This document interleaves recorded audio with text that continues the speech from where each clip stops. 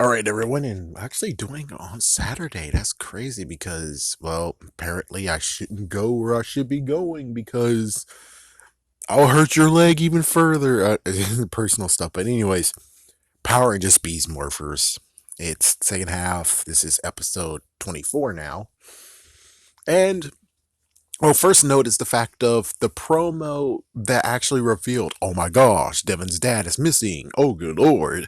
It turns out that they revealed it in the second episode. So it's not really a big biggie, but you could have just waited until the second episode aired. I mean, just saying, because that's exactly where they took from. It's the second episode. So, anyways, we got Save the Shores, and apparently Roxy has an aunt, and she is part of Collins Industries. And yeah, so she got a brand new job. I think even Blaze got a brand new job, which is just basically being in a dojo. And they're friends now. They're friends. It's like, yeah, bridges have been made and everything. So it turns out that Roxy's auntie is a bastard. Who would have thunk it? Yeah, trash. The trash transport just littered a freaking beach area. And it's like, what? Are you freaking kidding me? Oh my gosh. So basically, the Rangers go and help, and Roxy actually was put in charge of the whole cleanup detail. And then, well, of course, the climate Cluo. He's like, yes, the freaking Ben and Betty just shows up, and apparently, which I was like, oh god, you guys didn't put mayonnaise on them, did you? He's like, oh, how unbelievable. They decided to put mayonnaise, stealing from the first season of Power Rangers, one episode. They just stole it, and I'm like, oh god, don't let it be mayonnaise. Nope, they put glue on. And then after that, Ben shows how stupid he is, and Betty too. The fact that they still said, oh, this sunscreen is tight. This sunscreen is helping picking up trash. You guys want some? It's like, they just said it was free damn glue. How the fuck? And thank goodness they didn't rupture the bag. And it's like, oh, great. Now they have to clean up again. It's like, damn. But it's like, no, they didn't do that part. They just fell and were like, oh, yeah, look at us. We're collecting trash. Is this cool? And like, yeah, what the frick? It's like, it said it was free damn glue. I don't get how you guys are hard of hearing. But it's like, oh, well, that just shows you. They're pretty damn stupid. Pretty damn stupid. So basically, they have to go to the aunt because it turns out that creatures were also affected there. Yes, the wildlife was affected. So they have a clinic, home, animal shelter that's going to help out, but they need money. So they go to the aunt. Turns out the aunt, again, is a dirtbag bastard and said no. And I'm like, wow, this is some amazing tones that they're doing in this episode. It's impressive, but yet you had the Ben and Betty sketch. So I'm like, all of it was pretty good, home running stuff, but Ben and Betty is a minor thing that was like, it's a little bit of an annoyance. So basically, now they actually to the, go to Roxy's auntie, and well, she actually says no. I'm not gonna cover it for the animals. Something else could have happened to him. We don't know for sure if the spill actually did something to him. So no. And Roxy decided to lie and tell the dude, no, you're all funded. You're all good. But then lo and behold, because they had a secret plan, Scrozzle and basically Scrozzle's plan, two new generals, aka we already got leaked to the fact of they're back, baby. So they caged with the trap master. Yes, the trapper keeper. No, Traptron. Damn it, trap.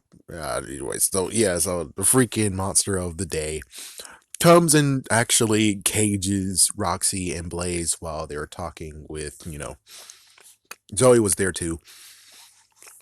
So she's like, I need backup. They came, they eventually morphed. As soon as they morph, well, actually, except for Nate. Nate didn't morph. He's going to figure out how to get them out of there. So the four were going against them. Here's Tronics, fight. And then we get to the point of where now Ravi's going to be used to bend the bars. Cool.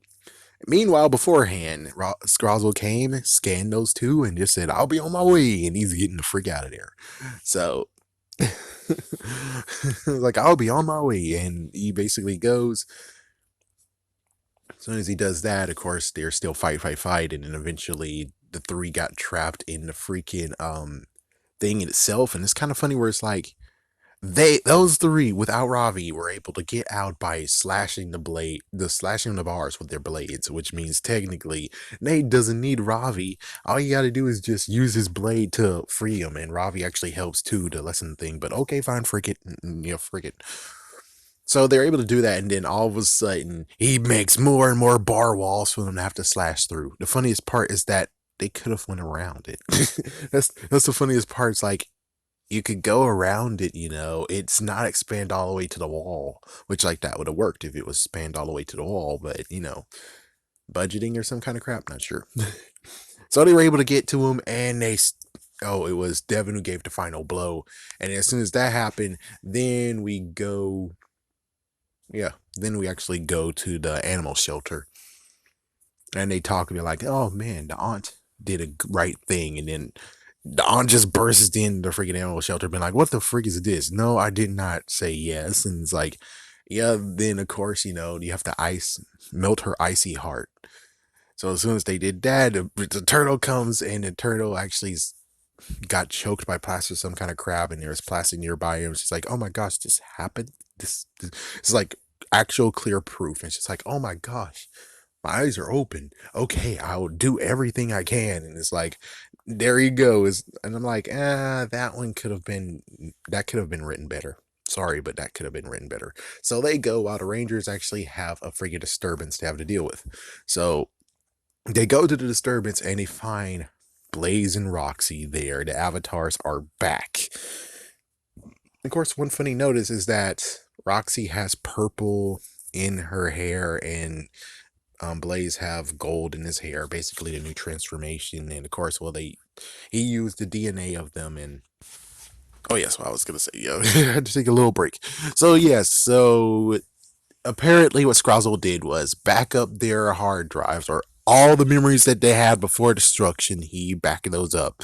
He also took the DNA, so kind of like as a Futurama, ding, ding, ding, ding, ding, ding, with the Napster thing. Yeah, that's exactly what he freaking did. And of course, just like Futurama, he actually has a robot body for them.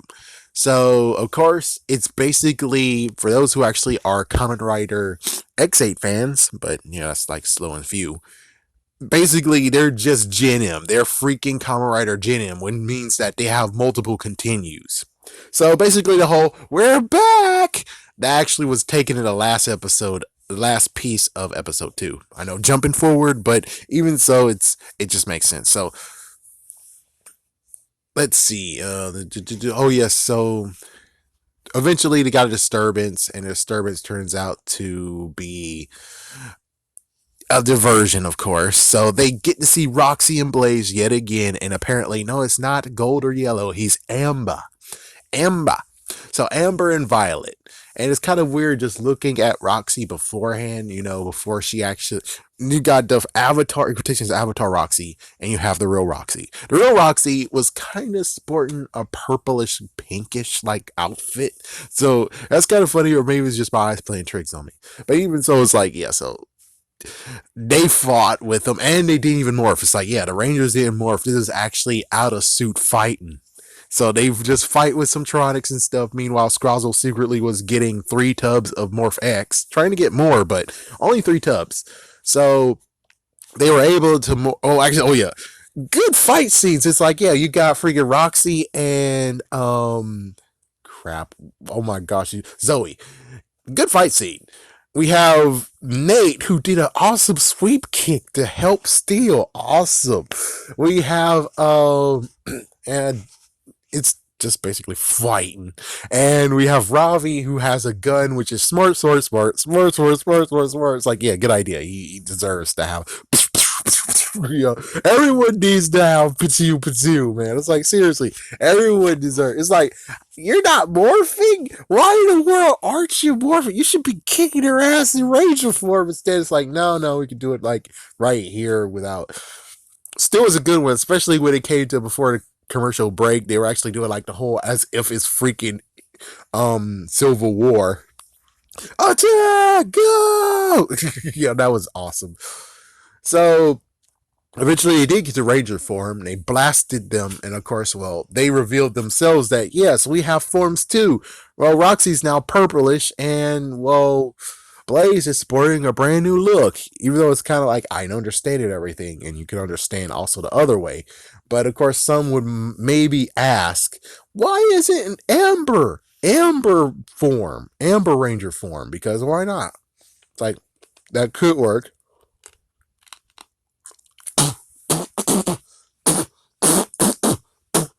Sorry about that. I was eating some breakfast and I think I ate a rock. I ate a rock. But anyways, so of course we already know. It's like for everyone who's watching this, we already know what's going on. They can't change the Dark Ranger outfit right now. They can't do it. So that's why they have this new one. And at least the good news is that they could actually just make this new one. And now you have a new figure, even though either way is a new figure. The only messed up part is that you have to make a brand new mold for this figure instead of actually just secretly being like, how many Dark Ranger suits we have? We have some plenty of them. It's like, okay, well, get some kind of spray paint and just yeah, get some spray paint and all that freaking scarlet parts of it so yeah.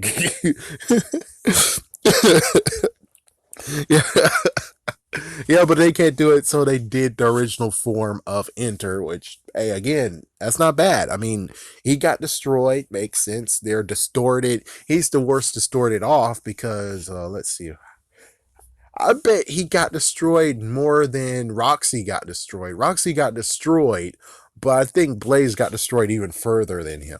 So hopefully in the next episodes or something, or at least when it comes to, some kind of little bit of hint and nod to say, yeah, sorry, Blaze, but your form was kind of distorted, and I had no choice but to make a new form or some kind of crap. I don't know how it's gonna work.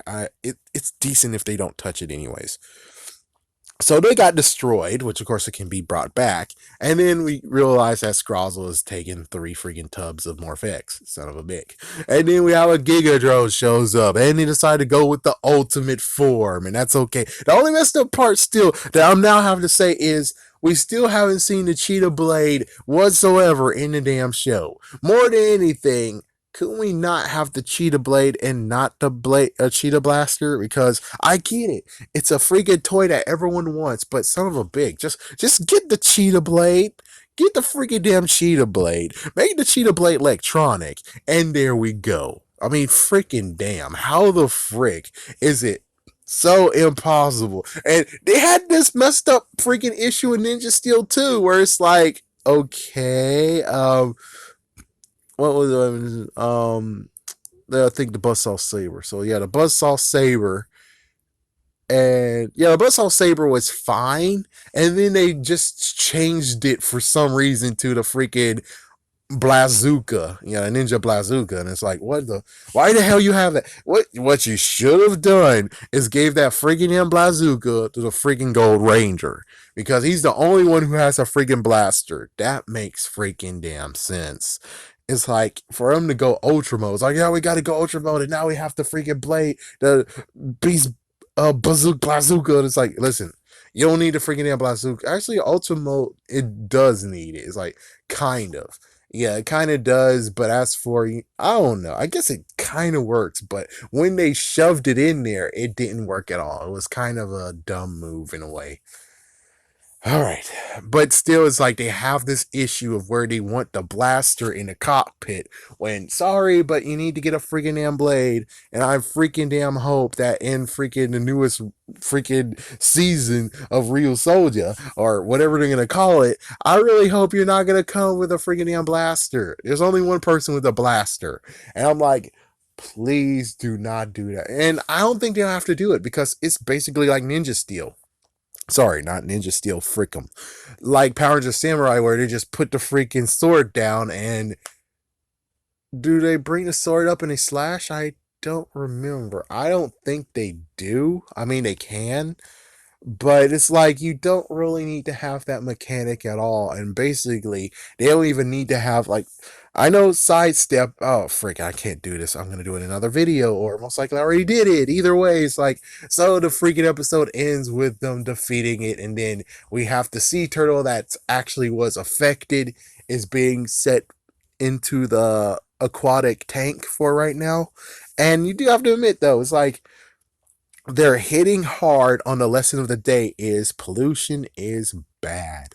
Pollution is bad. And it's like, yes, it is bad. And at least the good news is that you don't have that bastard over here from Ninja Steel. No offense, it's like the actor's fine, but the freaking character himself, all he was the lesson of the day is, and it's like, I don't give a crap. Get the frick out of here.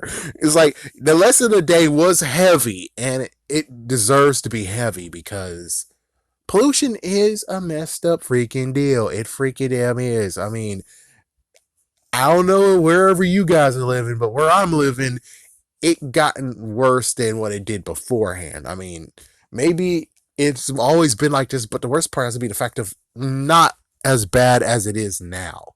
The climate is acting like a dumb piece of crap that needs to get punched in the damn freaking socket as if we're freaking A and it's a jukebox. So it's like, yes, this needs to be hammered down. This freaking lesson of the day does need to be hammered down. But I kind of would prefer if they allowed the character they have, the character which is Roxy's aunt, aka Miss Regina.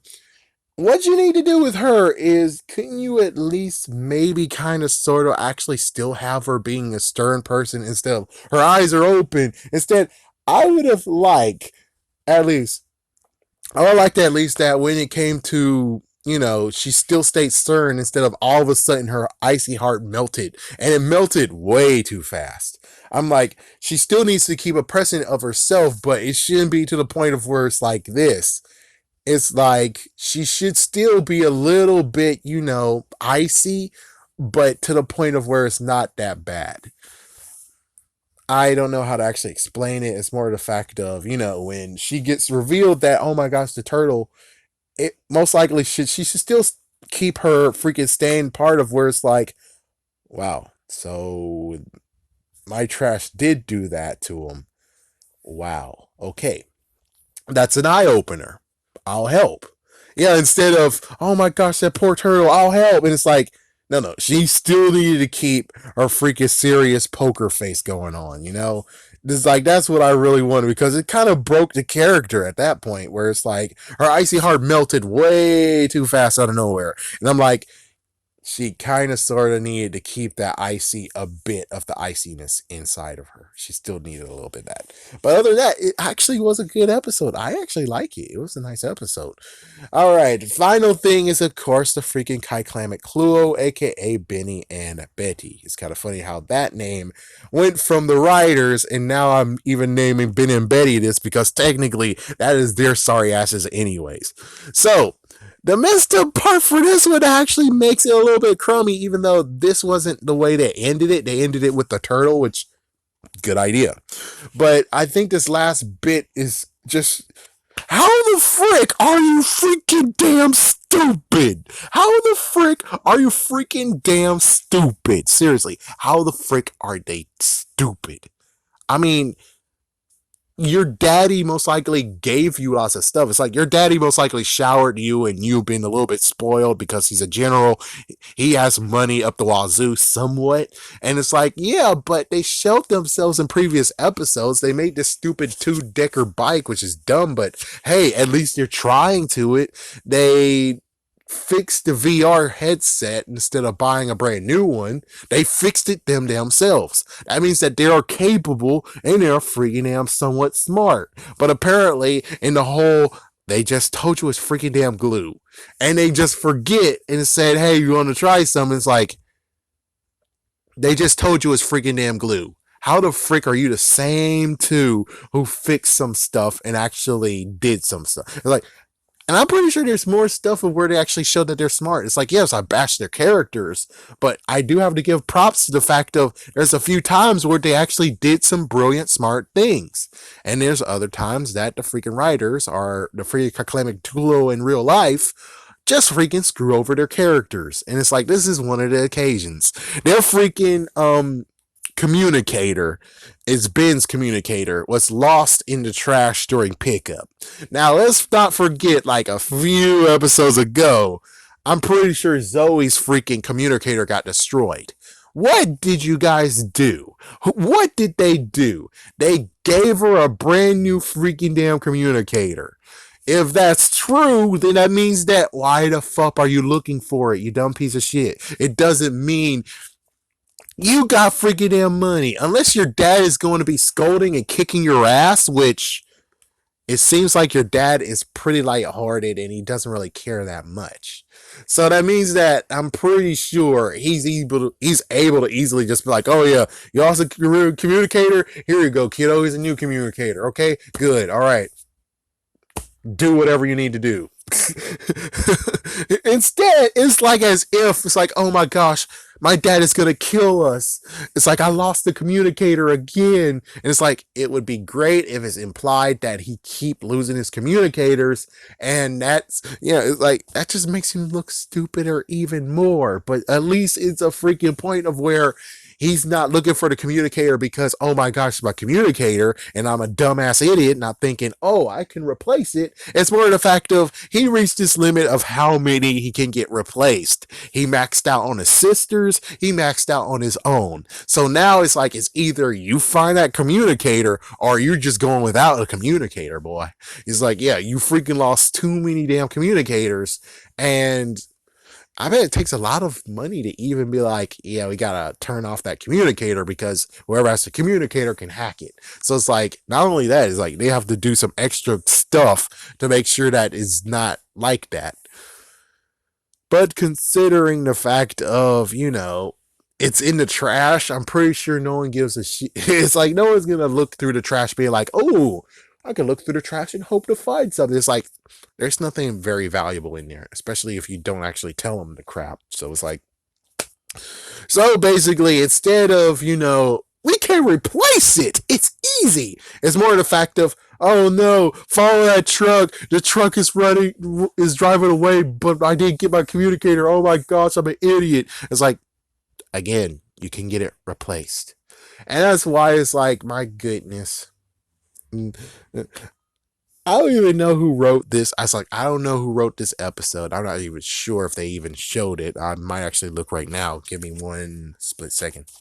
And of course, yep, came back, finished this up, wrapped this, already done. It's kind of funny, my goodness, this is like actually episode runtime, and people are gonna be like, oh my gosh, the episode, man. Like, my goodness, I am not that dumbass idiot. I'm not stupid enough to put the episode on my freaking channel. I'm not an idiot. But anyways, yeah, they don't actually have the freaking notice of who wrote it, not yet. They just show that, oh, the director is Simon Bennett. And I'm like, cool. I'm cool with that. I'm cool. But it's like, yeah, but the writers, on the other hand, we don't know. And I'm pretty sure that this screams Climate Cluo. Especially the fact of you just made Ben and Betty look as stupid as possible. Yeah, this episode makes them look stupid. So it's like, my goodness, you made them look clever and smart, but all of a sudden, okay, I'm leaving. I'm leaving.